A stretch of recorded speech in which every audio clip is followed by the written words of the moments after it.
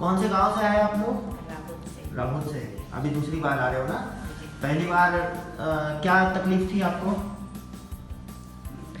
यही तो तकलीफ है, हाथ हाँ, हाथ में पूरा पीठ दर्द। में, हाथ में, हाँ हाँ। पूरे हर जगह।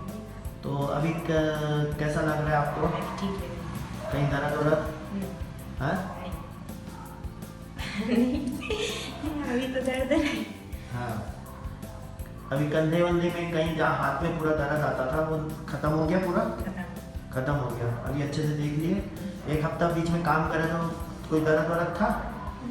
पिछले हफ्ते आए थे ना आप लोग, है ना? उसके बाद से अभी कोई दर्द नहीं। पहले कैसा था, कितना दर्द था ये बताओ? सबसे पहले बहुत दर्द। हाँ। कहाँ इलाज करा रहे थे? कहीं दिखाए थे? क्या है, कौन सा?